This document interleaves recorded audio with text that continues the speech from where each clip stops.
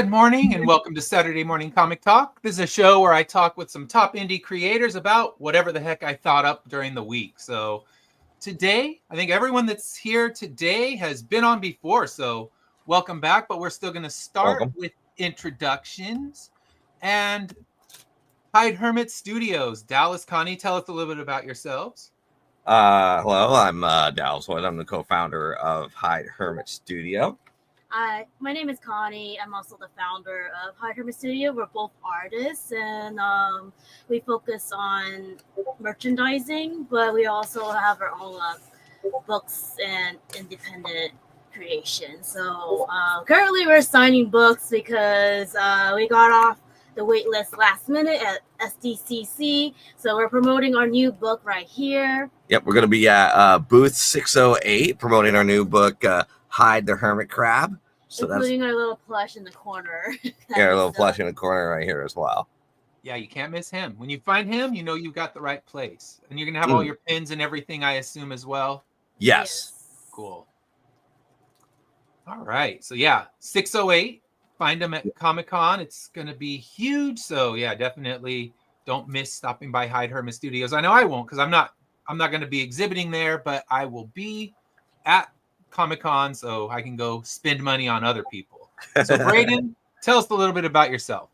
Yeah, my name's Braden. I'm the creator and writer of Haven, which we successfully kickstarted in March. And now we have Sketch Night coming out next week. So we have a pre-launch page up, and good times. Nice. Yeah, should be good. We'll talk about it today, and then I know you're coming on in a few weeks as well, and we can talk about it when it's actually live, and I can get in there and back it. And our last guest is here right now. So, Alan, perfect timing. Ooh. Welcome to the show, and tell us a little bit about yourself. I'm Alan Carter of Carter Comics. I'm the artist and writer of the series Damn Tourist, The Figure Speech Mongoose, and Cosmic Force. Awesome.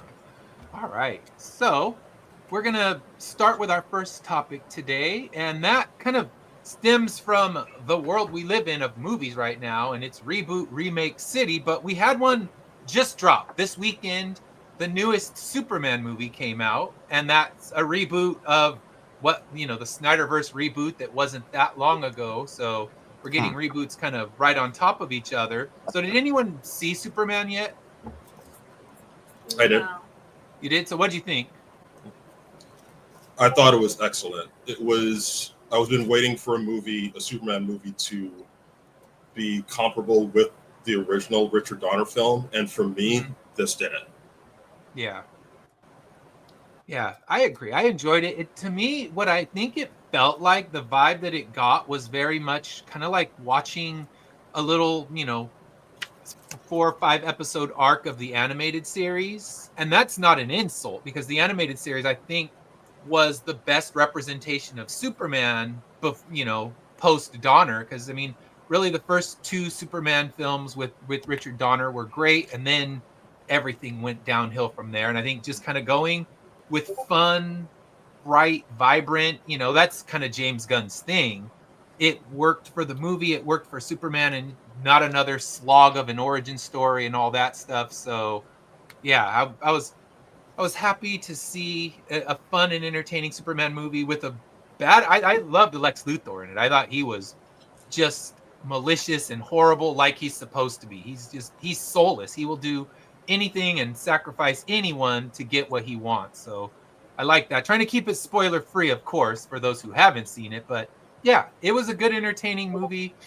DC, it's an uphill battle they have to climb, but it's a good start. All right, so Grey Wolf, good morning. Morning, John. Anthony, good morning. I guess if you're on the East Coast, good afternoon. But for 3, I know at least 4 of us here are West Coast, so it's still morning for us. All right, so let's talk about this now. Since Superman's the new reboot that just dropped, what do you think is the best reboot that's come out? So, Dallas, Connie, I'll start with you guys. The best reboot for Superman? No, for any. In general. Any IP that exists.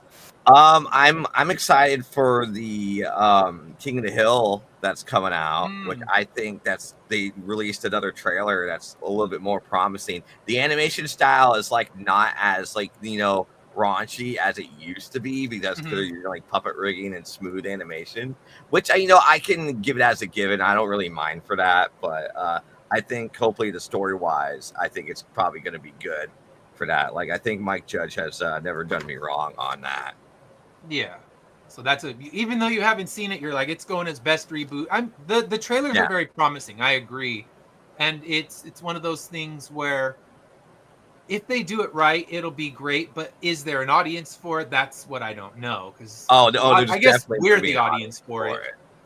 The ones who grew up with it. And can you get, will it grab the new generation? Because I know it's run on Adult Swim. So maybe there's kids that are watching it on Adult Swim that are ready for the reboot. So I guess in the end we'll see when it drops. What is it, like October, something like that? No, that's August. Okay, so pretty quick.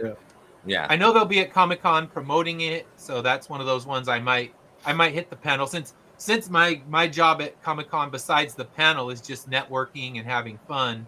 I might catch the panel if it I'm not going to sleep out overnight for any panels, but if I can get in there with a reasonable wait time, I'm in for it. So, Connie, what do you think? What's the best reboot that you were either excited for or that you've already seen?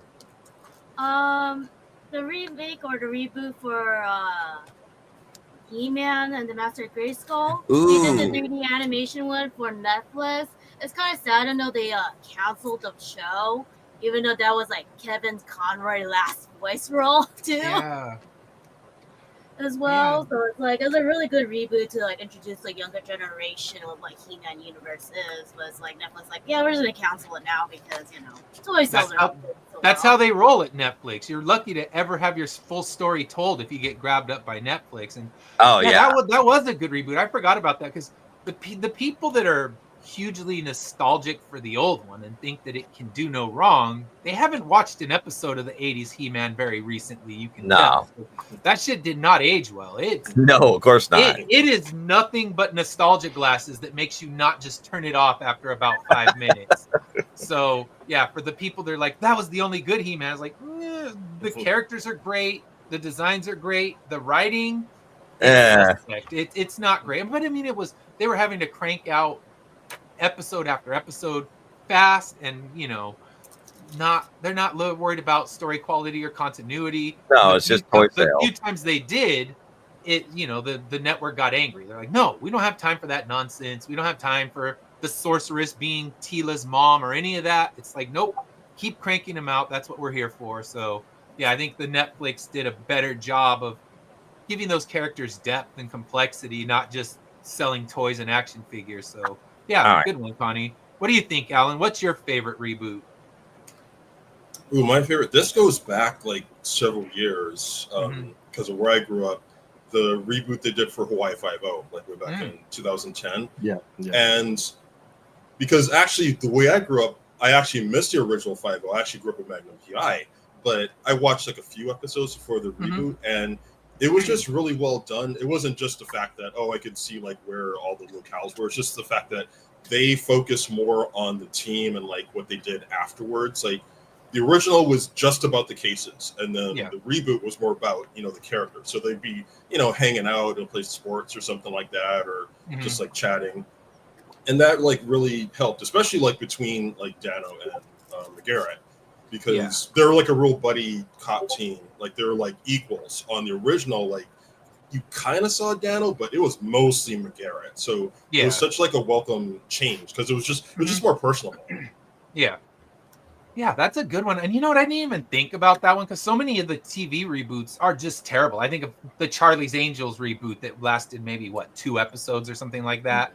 The Hawaii Five-0, that was actually a good show that actually improved on the original, which is rare. So yeah, that's a good call. So Braden, what would you say? Oh, go. Sorry. Yeah, for reboots, I would have to say the Batman was really, really awesome. I think I don't think it's a perfect reboot, but I think it just delved into a side of the character that we haven't seen on like movie wise before, you know, that more like detective, kind of like darker, more like absorbed in what is being the Batman, and opened up like a side of Gotham that was interesting to see. And then obviously with the Penguin, and the Penguin being what it was, Yeah. you know, really really awesome. Yeah, and that's one. It's I don't know. It feels like it shouldn't have worked, but it did well, and it's kind of very with the kind of reboots on top of reboots. So I'm going back to the same thing, but with the Christopher Nolan reboots of Batman. Because figure it had just been decimated by Joel Schumacher. We had the two worst Batmans ever. So it was desperate for a good remake or a good reboot, and Christopher Nolan did an exceptional job kind of telling his story with that reboot, giving Batman a lot better run than what Schumacher did to him. There were no Arnold Schwarzenegger puns or anything like that in this one. And then I think, yeah, the Batman did a good job of kind of rebooting the Nolan reboot because, or not the Nolan, but he had to reboot after Nolan and after the Snyderverse one. So we'll see. I'm hoping that when James Gunn is doing everything, he doesn't throw that one out because I know he wants to kind of restart the entire DC universe, but the Batman deserves at least one sequel so we can see what'll happen. You can just call it Elseworlds. I mean, DC has a whole line of comics that's just Elseworlds, so he can do another Batman. Let him play in the the universe that we just saw with Superman, and then do something else with the Batman and let that one keep running its course. Just call it an Elseworld story, and there you go. Kind of like the Joker was kind of an Elseworlds to the Snyderverse as well, although they managed to botch the hell out of that one by the time it all finished. Yeah. I haven't even watched the new one. I mean, I could be wrong and maybe I'd be surprised, but as soon as I saw the trailer, it's just like, nope, I'm going to pass. I don't need to see the musical version of this. All right. So, yeah, what are your thoughts? I know that the next reboot is Fantastic Four. What are your thoughts on that one? Excited? Meh? Like, don't care? Or I'm kind of a bit meh on that for a second. I mean, the aesthetic looks interesting, but at the same time, they're kind of like using a little bit of like AI in their posters and shit. And I'm like, I don't know what's going on. Yeah, don't love the AI posters, but super excited for what we see with the trailers and everything. Johnny Storm looks dope. His relationship with the Thing, they're like, I think more than ever, they're honing in on like them being a family and just like, you know what I mean? So I think, especially with the Fantastic Four movies we've gotten, being what they were, and I mean, growing up with them, I enjoyed them, you know. But I think this is going to be like an actual good, solid movie. Oh, I hope so. Yeah, I hope you're right. And you know what? Fuck Marvel for doing AI posters. They can afford an artist. They have all the money that the Disney billions, and they do an AI poster and take an artist out of a job. I mean, it's bad enough that so many of the movie posters we look at now are just shitty Photoshop posters. It's like, where's the art? Where's the beauty? I used to love seeing, the posters for Star Wars, for Indiana Jones, those hand-painted posters. They were artwork into themselves, and now just like, oh, here's some Photoshop that I could teach any fifth grader how to do. And that's what Marvel's, pawning off. And then AI, it's like, all right, that's a step further into the giant Disney, Mickey Mouse middle finger up to all the artists that need to get jobs out there. And they're starting this, and it's a snowball that Marvel shouldn't be starting, because Marvel was built on the backs of amazing artists. Yeah. It used to be like constant complementary colors of blue and orange throughout like a lot of many posters or movie posters, like rampant, just blue and orange. That was it. Yeah. So what do you think, Alan? You excited for the new Fantastic Four?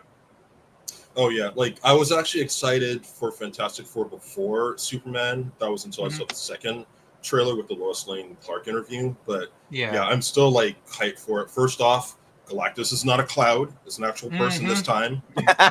Finally. Yeah, but like I love the '60s thing because that might be what was missing from the other two. Because the first two, they were, I guess, okay, but when that Josh Trank one came out, it was so bad for me that it made the first one look awesome. Yeah. Because the Josh Trank one's so boring. Like I didn't care about anyone happening, and always like throwing Doctor Doom in the origin, and it's so like this one is like, okay, I see the the chemistry with the cast, and yeah, the 60s deal plus the last trailer with Ben's catchphrase, having that as like a running gag. That's like kind of funny. I'm like, okay, I'm even more excited for it now. Yeah, I'm hoping they do a good job. I think I'm kind of with Dallas.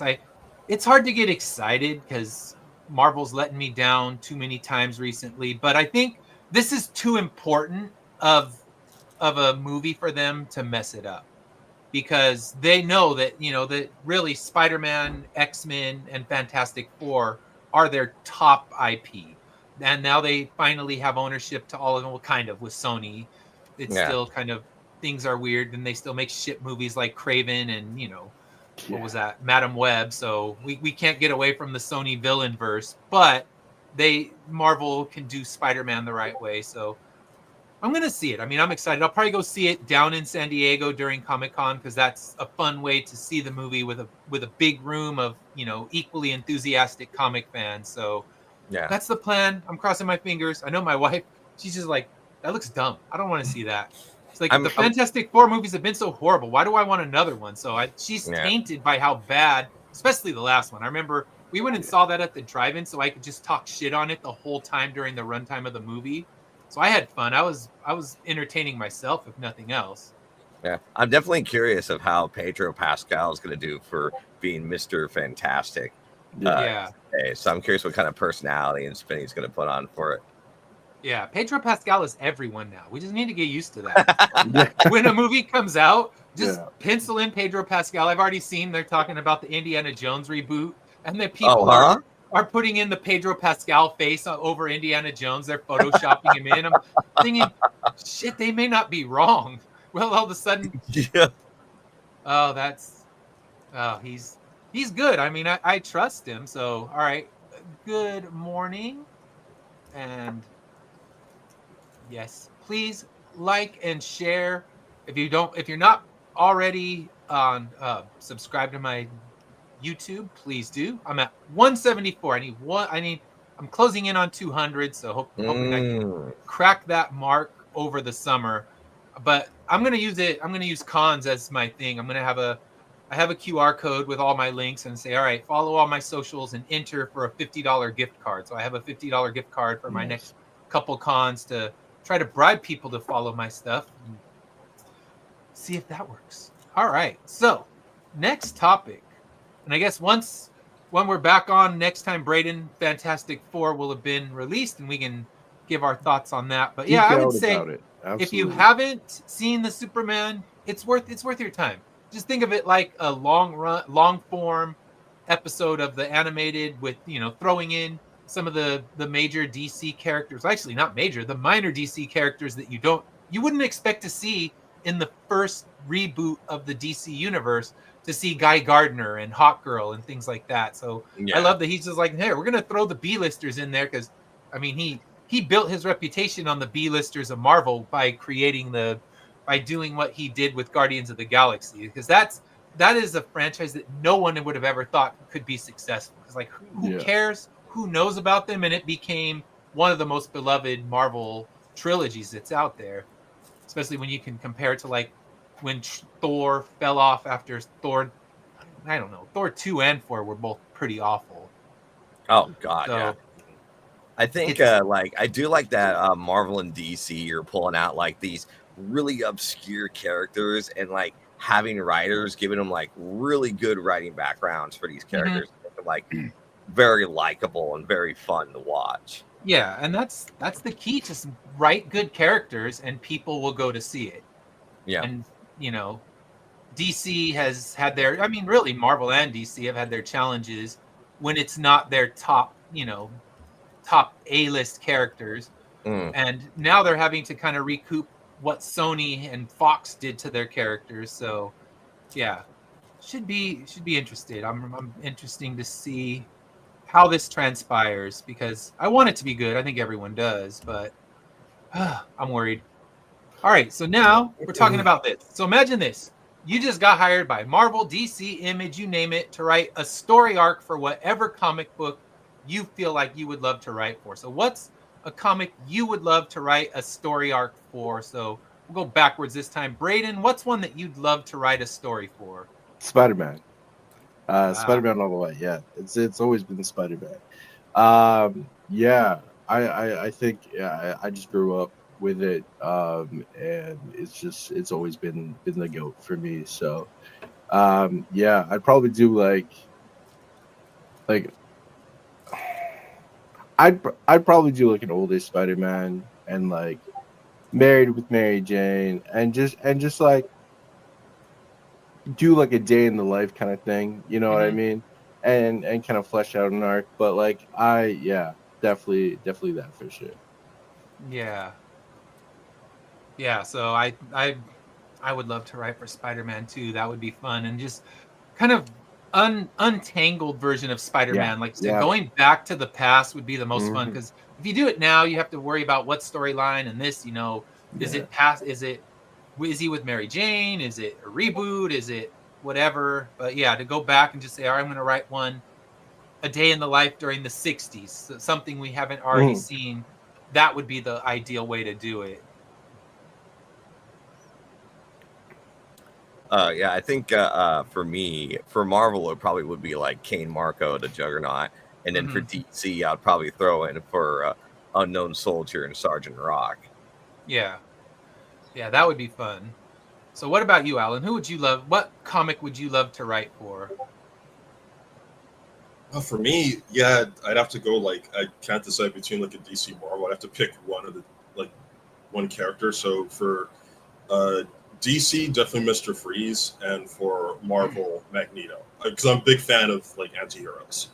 Yeah. So I'd love to do a story like I'm not sure exactly how, like what type of story I would create for them, but that's just one I would really love, just because I'm so connected with the characters, particularly like obviously when they redid Mr. Freeze for the Batman animated series, and then for X-Men, like Chris Claremont's like version, which later on transferred into the 90s animated series.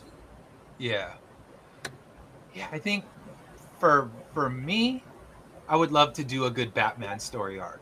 And I would kind of want to do it like Braden was saying, like older, more day in the life, just all right, one case that he had to solve, because what we see in the comic book is just a fraction of all the cases that he's had to deal with.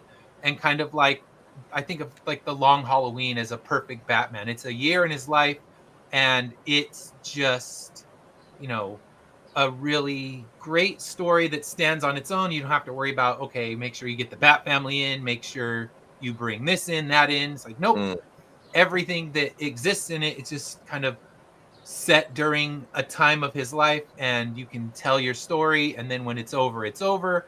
So I'd love to get handed a Batman story where it could just be Batman and Robin, and you don't have to, no disrespect to the Bat family, but I don't need to throw Damian Wayne in there. It's like, I don't want to be weighed down with all the bullshit that's come through it, and just be able to tell the basic story. That would be a lot of fun. And I know there's DC, Marvel, they hire artists to do it. I think we're too small time for that, but who knows? One day maybe they'll find Damn Tourist and be like, ooh, we need that Damn Tourist guy to write a story for Magneto or whatever it may be. So that's what we need. We need them to hunt us down one day. I realize that for like Batman, it's like everyone writes him being like, the vigilante and stuff like that, but they never write him like being the businessman, like straight up just doing business all the time, because he's got to fund his vigilantism for a reason. There's so many great things, right? Or do them without all the weight that continuity in the way. Yeah, it'd be fun. Write your fan. Like, okay, yeah. I think your mic. Yeah, your mic's cutting out. Yeah. Is it? Oh, Let me try So something. Yeah, it's better now. Yeah. Okay. Oh, yeah, there we go. Sorry about that. Technical difficulties. I'm gonna have to get I have the splitter thing for all my mics and headphones. I think I need the new one. Right. All right. Sorry about that. Technical difficulties. Is it okay now? Yeah, you're good now. Lovely. All right. So now we're talking one. I'm open to suggestions on this because I am just locked down with writer's block right now. Creative block. So that we're talking art, we're talking story. What do you do to battle writer's block when you have it, or just any kind of creator's block? Art, whatever, drawing characters, writing characters. How do you battle writer's block? So, Alan, how do you battle writer's block? I always need to walk away from it because I will find myself just trying to stress and like really brainstorm, but I need to just take a walk or, you know, skate, ride a bike, you know, even like watch a movie, watch a TV show, and then either I'll just relax so I can come up with something later, or if I'm doing that, I might come up with something. So I always need to just get away from it. Yeah. Yeah, that's a good way to do it. And then Braden, what do you do to battle creative block? Yeah, pretty similar to that. Yeah, I mean, I think getting away. I think just like immersing yourself in different like things and different avenues. You know, I find you could have an epiphany right on a story when you're, like you said, going on a walk. In the shower is a cool. You're just like, you know, and you're like, oh, you know, this character does this. Okay, cool. And then we're kind of on. Yeah, just kind of surrounding yourself with different things, different media, and yeah, taking that step back. Yeah. Yeah, that is one good way as well. So what do you do, Dallas?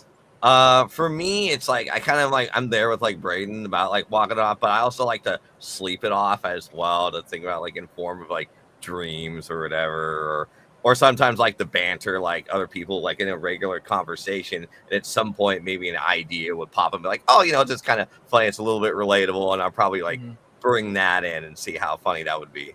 Yeah, that's a good one. And Connie, what do you do when you're battling blocks? For me, it's a couple. One of them is like I just go out in the mountains and hike it all off, or I try to go to more like networking events, or try to go to a different scene and try like meet new people and bounce off like other people's ideas back and forth, like this during the stream where we like all get together and talk. Yeah, that's a good way. And then the Madness group asked, do writers have that one person they can go to pull themselves out of a funk? So if you're in a funk, do you have someone you can talk to that helps drag you out of that funk?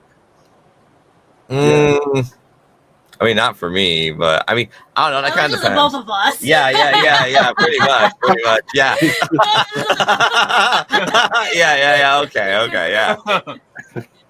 Dallas, what are you doing to yourself, man? Yeah, I know. I mean, you're your wife too. So, Braden, you have anyone that can help drag you out of it? Yeah, I talked with Fred. He just released Fisticuffs. Yeah, we talk stories. So a lot of times he'll work on stuff with Fisticuffs. I'll work on stuff from whatever I'm doing. We'll bounce ideas off each other, and yeah, just getting on a call and talking with another writer is always nice. Yeah. So, Alan, anyone you can talk to help drag you out of it? Yeah, I actually have a stand-up comedian friend, and it just tends to happen like, you know, if I'm working on something, you know, we'll hang out maybe, you know, a couple times, you know, every like 2 weeks or so. And it's always the time where like I might be like kind of down on something. And it's more of just we're kind of hanging out, and he may ask me for advice for like, oh, you know, does this look good like for the stand-up thing? Should I like put this like bit in? And as I'm helping him, then I'm kind of coming up with things. So it's like us coming and like helping each other. Then it kind of like, you know, ends up helping me like if I'm kind of stuck on something. So it's one of those like unconscious type of things that happen. Yeah, and that's good because I mean, like I said, I'm dealing with it right now, and I try, like you said, stepping away from it's a good idea. And yesterday, I know I have nothing good coming out when I sit down and start trying to type. But I can write outlines for everything. So I went in yesterday and I wrote outlines for 6 different books. So I know exactly where each plot needs to go. Now I just need to battle my way to start writing it. And I think for me, it's just notepads, just scribbling on the notepads, just some loose notes to try to start getting the flow better. And then finally sitting down when you have, 20 pages of notes for a 24-page book, you can turn that into something, even if it takes a little bit longer. So yeah, I think exercise, that's what the Tank Ferret was saying. Yeah. And I do that. I a lot of times I can break my creative block when I go on a run, but right now it's so fucking hot and miserable going on a run. I still do it, but it doesn't relax me. It doesn't get the creative juices flowing. When you're pouring sweat in 100-degree weather, it does the opposite. Just like, oh, when is this stupid run going to end? My brain is focused on finishing the miles and not, oh, let's loosen some ideas. Because I've had some great ideas kind of just pop in my head when I'm going on a run. But I think that's more autumn and winter running, not summer running, where I'm keeping my mileage up so I don't fall off completely. But I think what Connie was saying, it would be great. Go on a hike, because the hike, you don't have the same extreme heat and weather, because when you go up in that elevation, it's a lot better. So I think that's something I might try, because I'm not too far from the mountains. I can get up to the mountains in about probably like a 30-40 minute drive, and there's a nice lake I could walk around, and I think that might help kind of loosen the creative juices and not think about, okay, I'm running, it's hot, this sucks, let's try to think about anything else and just surviving it. So yeah, a good idea. And then having someone you can bounce ideas off. I do have my wife. Yeah. She will go on a walk and I'll be like, okay, I have some story ideas, and I'll just start kind of throwing things, and she'll say, okay, I think that sounds good. I don't know how that's gonna work. So yeah. Speaking of my wife, good morning. There she is. I think like a great way to go about it is you usually like debate people on like subject matters to get like, a different perspective and stuff like that, and be like, oh, this would be great to incorporate this into my story because this person said like, a dumb opinion that I find kind of hilarious, or a really good opinion, whatever. So it's like you can just do that all the time, and maybe like an hour or so, and you're like, okay, cool, I'm done with this shit, so I'm just go back now. Yeah. And I think that's right. And then the Tank Ferret was saying keeping a notepad by the bed. I have one by the bed. I have one in my car as well, one in my classroom. So I have it everywhere. So if ideas strike, I'm ready to write them down. And then you can always just dictate into your phone. I've done that. If something strikes and I am on a long run, let's say I'm, 15 miles from the house, by the time I get home, I might forget it, but I'll just kind of dictate it into my phone real quick, or type it into the notes, and then get things out there going. So yeah, that's a smart one to have.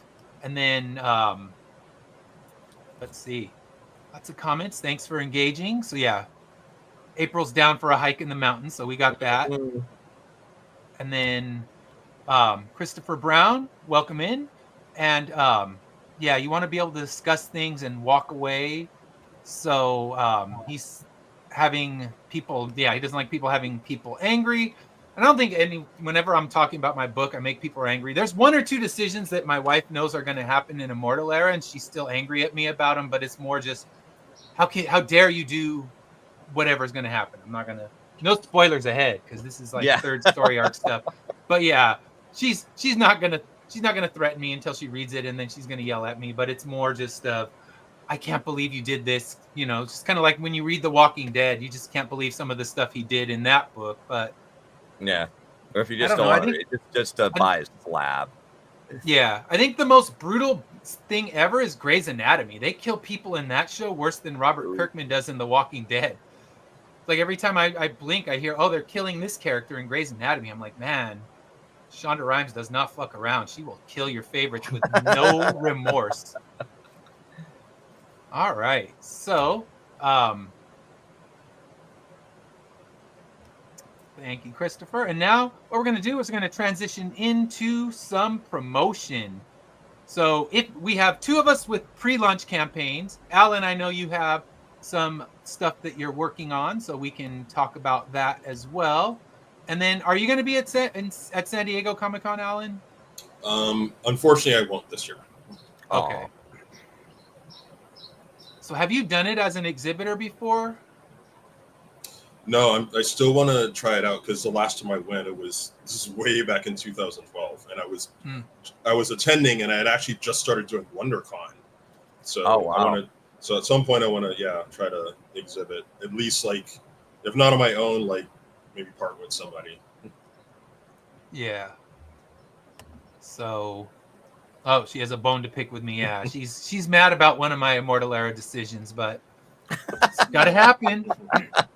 She knows the story, and sometimes just when you're talking about it, just kind of talking to her, and saying, okay, this, and this, because now I spent a few hours yesterday just kind of mapping everything out and then I thought, no, I mapped it out. This will be perfect, and then I just stare down at the keyboard, look at it, see that blinking cursor. It's like it's blinking in slow motion, like, and, like, nope. So I just started, all right, I can build my Kickstarter because I can do that without having to worry about so much about, writing anything. It's more, okay, copy paste, write little things. So when I have no creative juices flowing, I can do networking things, post to social media, the part of my job that I normally don't like, but right now when I'm kind of blocked, hopefully I get unblocked and can start hating Facebook again. All right, so let's talk. Let me get yours up right now, Braden, so you can talk about your campaign. Cool.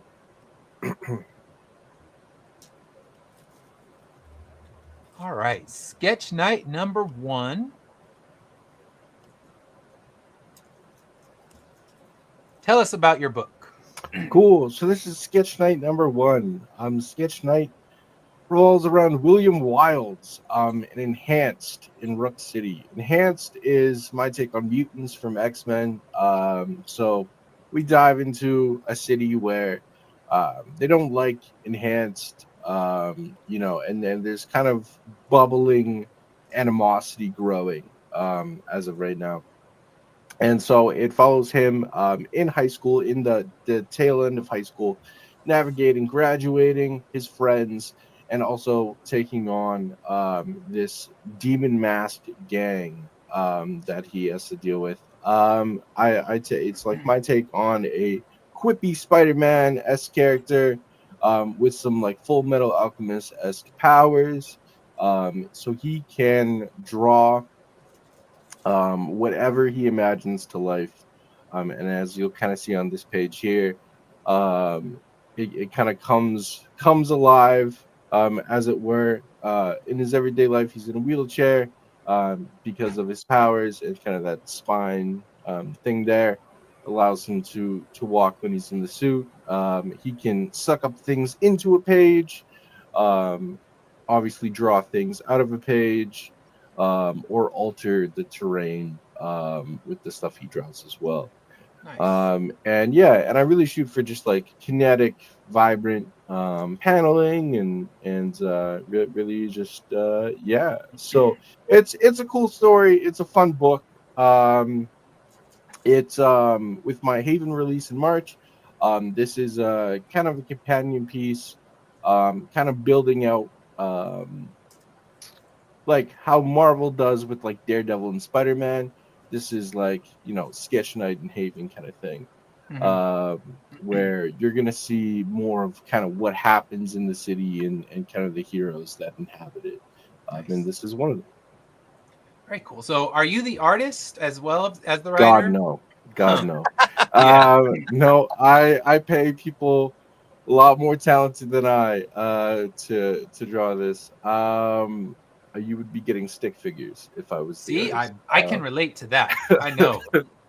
No, I just write, and then I work with artists and letters and all that jazz to bring it to life. Yeah, the link is right here, so definitely check it out. Go in there, follow it right now. Back it next week, right? That's when you're launching. Yes, next week we are launching, and good times.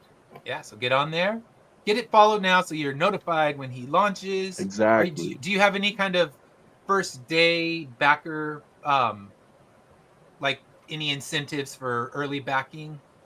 Yeah, I'm looking into a couple different things. One of them being like you can get like bundling Haven with it, and you can kind of get Haven for a little bit cheaper than the Haven campaign, and stuff like that. But yeah, just yeah, definitely get notified and come for the fun when we launch. Nice. I will be there. I'm ready. Sounds Heck like a yeah. fun story. And let's see, Dallas, Connie, I know you don't have a campaign, No. but tell us what you're promoting right now. Let's talk about your new book. So we are promoting our new book, Hide the Hermit Crab, which is our revamp edition of our bigger version, because we realized that kids like bigger books based Mhm. on the research and development from going to libraries. And Yeah. so basically Hide the Hermit Crab is specifically designed to teach kids how to be confident in their artwork, because a lot of people suffer from imposter syndrome is the case for that. So we have that like going on here and stuff like that. There's a little mini comic. And there's a little mini comic talking about like, you know, coconut dragons and everything like that. Yeah, sounds So like that fun. So you can And- probably be able to get like this book over at like possibly soon online, but coming up for San Diego Comic-Con over at Booth 608. Booth 608, I'll be there. That looks like a good book for my third graders. So Yes. I'm going to grab one to put into my classroom library and get the kids some indie work in there. I have a few other ones that I put in there. Whenever there's good kid appropriate ones, I throw them, because my book is definitely not kid friendly. So they can't read my work, but they can read other people's work. Yeah. All right. And then there's your crab. Look for him if you can't find 608, because I mean, Comic-Con's laid out well. It follows a good flow and line, but I would say definitely get in there. 608. They're signing copies right now, so you know you can get it signed. And do you have the crab for sale, or is he just your Yeah. master? No, the crab is definitely for sale. Yeah. See, you can get your own crab. Yep. So good Just stuff. don't All right. pocket. Yeah. Because we made it where he has pockets in its shell, so you can like stick anything. It's like one spiral pocket Nice. than anything else. So you can do art supplies or whatever. Cool. All right. So Alan, tell us about what you're promoting. So I'm actually working on a finale for my Sci-Fi Cosmic Force series. So hopefully that's done by the end of the year. Like I really want to promote that. I mean, my main title is Damn Tourist, but because this is like the finale, I want to like really like push the Cosmic Force, because I'm ending like all these big storylines. And you're kind of finding out what happened to the characters that were, you know, taken and given these abilities, and having to see if they could stay with their families. So there's all that conflict going on. It's going to be at least like about over 100 pages for the final issue, because it's all going to be in trade form, because the first 4 issues are in a trade. I have issues 5 and 6 with a character prequel in the middle in a trade, and then I'm going to have a third trade, which is going to be issue 7 and 8. And 7 is done. I'm just waiting for 8 to be done so I can put that together in like one of my biggest trades. Nice. Also, I'm doing issue 7 of Damn Tourist, where they're going to be in South Dakota. That's probably going to be done first, because that might be maybe 38 to 40 pages. And I have to like pick different locales. So, you know, they go for the Sturgis Biker Rally. That's the ending of the book. And before that, they go to like a haunted hotel, and they go to like a McDonald's that has like a quarter pounder statue. And it's all these things I had to, of course, research, because, you know, I haven't always been to the places that I've written about for the Damn Tourist stories. So either it's like, if I go to that place, I can say, oh, that's going to be cool for the book. Or if I haven't, this state is good. Let me see like what trouble they can get into. Oh, that's going to be perfect for them. Nice. And that's what's always funny about what's fun about writing the Damn Tourist stories. And of course, for the Figure Speech Mongoose, I do the Mongoose Mondays illustration games the first Monday of every month. So I just did one this past Monday. And I have everything set up basically for the end of the year. So I have stuff like all the way to December. And in addition, I just finished a latest freelance project, which in the next few months, because it's being printed right now, I'll be able to start promoting it. I illustrated an 8-page book with a comic dealer talking about his love of comics from age 12 to age 30. Okay. So that's gonna be a lot of fun. I got to actually finish it and got my last payment on my birthday last month. Nice. Gotta love that. Hell yeah. And then gonna be any shows coming up? I don't have any scheduled, but there are some that I'm looking at. There's an El Segundo art walk that I want to sign up for. Like the application deadline is next week, so I want to see if I can get into that. Possibly a Canoga Park art walk. The last show I did was actually a new show called Soul Comics Con for Black creators in Lamar Park. This was on June 28th. And it was a great first show because first shows can be kind of tricky, but this person, he had his own comic, so that really helped. And he promoted the hell out of it. So nice. Museums, anywhere, because I asked people who came to the show, like, hey, how'd you hear about it? Oh, yeah, I saw flyers at this comic shop. I saw flyers at a store nearby. I was like, oh, okay, he really brought people in. And it was kind of a gradual thing because 15 minutes after it started, it's people coming in, and then as I'm talking to people, and by like an hour, like it's like full, and it runs like 11 to 7. So yeah, those are really like fun shows to do. Like right now, I can only afford to do the smaller shows, but you never know with small shows if they're done by people who can really tap into the community that they're in, and it's the right weekend. It's not a holiday weekend, so you can like get a crowd. All those things that come together. So yeah. I mean, hopefully, I'm trying to do more of the local shows, and maybe after a while, I can do the big shows again because I want to go back to things like WonderCon next year. Yeah, although you didn't miss much with WonderCon this year. It was slow and dismal, but yeah, the little ones I find can be some of the best ones because people aren't going for celebrity autographs. People aren't going for exclusive action figures that they can go sell on eBay for quadruple the price. They're going for books. They're going to meet authors and buy their stuff. So those little shows, it's just, they're single-minded people. And if you have a story that interests them, they're going to buy it. So I've done some of my best days at these, small cons, kind of like, I know Connie and Dallas are going to be at the Paris Con. They're kind of relaunching that one. No, we ended up declining for Paris Con. You declined. All right, you were going to be at Paris Con. I'm at the Carnegie Con Expo for that, so they happen to be on the same day. It's just the date, so it's like, oh. Yeah. Oh, I have done that. Are you Trust me. Are you going to be at Paris? I'll be there. It's pretty close to my house, so it's worth a shot. The first year I did it, it was great. The second and third years, not so great, but it's a different promoter, so we'll see. And it's always, like I said, the local ones can be some of the best ones. So good morning, welcome. And then I guess the last thing we're going to talk about is my book. It is coming out, launching next week. So next Friday, I'll be launching alongside Lori Calcaterra and I think Sarah White. I'm not 100% sure if Sarah's launching with us. She's doing a sticker thing. But this is issue 11 of Immortal Era. And Immortal Era is the story of a world 200 years in the future where everyone has gained immortality. But they didn't get any kind of special powers or abilities with their immortality. They can still age, still get sick. One of my main characters in the story is just a decapitated head who keeps living on. So it centers on a group of heroes who are looking for relics that explain why people became immortal, because for them, the goal is to restore the natural life cycle and save humanity by killing them. And that's kind of the table pitch I give everyone. But this is issue 11. So what we have is our heroes have infiltrated the control center where these giant robots are created. And in this control center, one of the relics that they need to bring death back into the world is hidden. But in issue 10, all four of our heroes found a huge obstacle.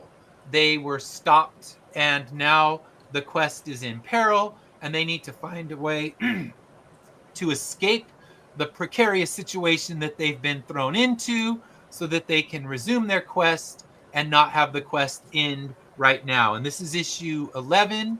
The story arc will end with issue 12. So this is about to close out our second story arc. So a lot's going to happen in these next 2 issues. This one is a very action-packed issue as we get a character from earlier in the series who resurfaces and has a major vendetta against our characters. Pretty much like all the characters in this story, they don't love our heroes because they want to keep things the way they are. They want to keep immortality locked in, and they're going to do anything in their power to stop our heroes from completing their quests. So this issue, a lot of big stuff goes down, leading into issue 12, where both of my editors' final note on that one was, holy shit, that ending. So be ready. I'm about to blow up my world in one issue. So I'm looking forward to that. And actually, we'll be putting together a volume 2 of the trade once issue 12 comes out. So I'll be releasing issue 11 right now. Issue 12, the artwork is done. We're going to start color work on it, I'd say probably around October, to release in December, and then release the trade and the book in January, actually. So when we do the Make 100, we'll do that. We'll release just a tiny amount of issue 12 and then put out volume 2. All right, so that launching next week. So let me get that link in there. It launches on Friday with Lori, with Sarah. We're going to be doing a show on Friday night where all 3 of us will be launching our books, and you can head over there right now, follow it, and then you'll be notified. I'll have a few sales on the first 48 hours where you can get discounted copy or discounted prices on the book and discounted prices on the digital. So the digital and the physical, you'll get a few dollars off if you buy in the first 48 hours. And you also get entered to win. We're going to have a live artist coming on the show. He's going to be drawing one of the characters from the book while we're doing the live stream, and you'll have a chance to win a copy of his one-of-a-kind artwork that you're going to see him drawing during the live stream. You'll have a chance to win that if you buy in the first 48 hours. So lots of cool stuff if you back early, because that's when you're doing a Kickstarter, those first 48 hours are huge to get your algorithm flowing and moving. So head over Friday when we go live, and I'll start having the links to that on all the different socials once I know the exact time. Lori and I are still working out all the details for that. So yeah, the movie to the comic books are better. Depends. I'd say it can go either way. All right, so to close things out, let's tell everyone where they can find you on social. And then, of course, if you have any cons coming up, like Booth 608 at San Diego Comic-Con for Hyde Hermit Studios, or Hyde Hermit Studios, blah. So go ahead, Dallas, Connie, tell us where we can find you on social media, and, of course, where we're going to find you next week. Well, you can find us over at our website at HydeHermitStudio.com. You can also find us on Twitch, Kick, YouTube, and also on Facebook, and recently on TikTok as well. So you finally broke down and got the TikTok account. Yes. Yeah, I have it. I don't post as much as I should, but I do have one. So I'm going to put your link in the chat as well. So here we go. HydeHermitStudios.com. I just copied it right now, so go over there. And do you post what your next upcoming shows are on that as well? Yeah. So besides San Diego Comic-Con, which is fairly recent, we're going to be over at Megaplex in Orlando, and then after that at Rose City Comic-Con in Portland, Oregon. Wow. We're doing Los Angeles Comic-Con too as well. Yeah, we're doing also LA Comic-Con as well. Cool. Well, I will see you at that one. Rose City I got approved for, but then I also had signed up for the Creepy Horror Con in Ontario, and I had already paid, so I'm stuck. But I've had really good results at Creepy Con, and I have the full Cthulhu book, so that should really help as well. to have something more horror related. I'm hoping to get my one-shot horror book, the Floaters book, ready for CreepyCon as well. So it's just accelerating that art team, because I think that one would do really well at a horror con, because anyone who has experienced eye floaters, it's going to scare the shit out of them. So Right. it scared me when I was dealing with all the surgeries. Now it's my turn to scare you back. All right. So Alan, tell us where we can find you. So you can find me on Facebook, Instagram, and Blue Sky. Just search for Carter Comics. And particularly for Blue Sky, just Carter Comics is just one word. You know, it's a little easier to find that way. Yeah. So Carter Comics, and then any shows coming up? Tentatively, possibly El Segundo. I will, let people know, because particularly on Facebook, once I sign up for a con, like I'll post promotion for that, and I also, of course, do all of my progress for my books on Facebook. I'll post, all of my art, either ink, pencil, ink, or color, so you can see my progress. So tentatively, El Segundo Art Walk, but I will keep people posted. All right, sounds good. Yeah, go to Carter Comics. He'll tell you what the upcoming shows are, and he's great about posting new shows that are out there. Alan does a lot of sharing and, lets people know what's out there for creators, because, yeah, like you're saying, the big shows are getting so expensive. It's getting more and more difficult. So find those little ones. You won't regret it. I mean, the people love to support local indie artists. That's what I found. And, you go to WonderCon, they may not be there for you. They might be looking to see that one big celebrity, especially at San Diego. There's a lot of celebrity hunting, but the floor of San Diego is going to be bonkers. Booth 608 is going to have a line all day. I'll try to sneak my way in when I can for Hyde Hermit Studios, because I got to get that book for my class. All right, so Braden, tell us where we can find you. And then, of course, we know that coming up, we have your Kickstarter next week. So that's in the chat. But tell us where we can find you for any of your day-to-day stuff. Yeah, so I'm Haven Comic on all social medias. It's Haven Comic on Instagram, Facebook, and TikTok. Awesome. And then do you have any shows coming up? No show. I'm from Canada anyways. I don't think anyone not making it out to my neck of the woods, but no shows. Do they have any cons out there? Any major ones? That's hard to say, because I feel like your guys is kind of like your hero cons, your kind of wonder cons there. I feel like they're probably bigger, and obviously San Diego. I feel like those are probably bigger than anything we would have. Like we have big cons, but probably smaller than what you guys probably have on a. Very modest of you. Yeah, well, I'm Canadian. What can you, I say sorry. I have maple syrup and coffee. Like, yes. Oh, that's funny. That brings up that makes me think of a story.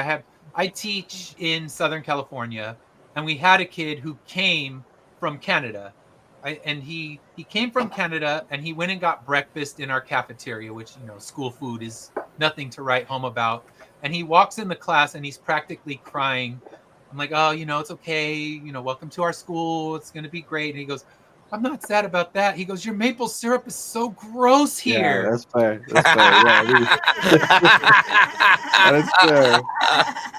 So yeah, Very he ended up moving particular. back to Canada. He couldn't handle Fontana's maple syrup too long. Yeah, it was so funny. He's like, it's just so gross. I put it on my pancake and it had no flavor. I'm like, sorry, kid. I can't help you there. I can help you adjust, but I can't get you good syrup. All right, Yeah. so yeah, go to Canada, get the good maple syrup, and then if any cons do come up, make sure you let us know where you're going to be, because yeah, even the small local ones, if they pop up, let us know. We'll promote it. We'll throw it in the chat. If you're not on the show and you just want to tell us, hey, I have this coming up next week, I have a full show, but come in, drop your link in the chat so we can share it out when you're live, and remind me to get in there and back that. So Thank you. until then, follow these two accounts. If you're going to be at San Diego Comic-Con, hit up Hyde Hermit Studios, get their brand new book while you can, and see them. They're going to be all over the place. So if you can't find them in San Diego, you can find them in Florida. You can find them in Portland. They will be doing the full spectrum of shows. And until then, I will see you next week with our last live show for a little bit because I'll be at San Diego Comic-Con as well. And have a great weekend.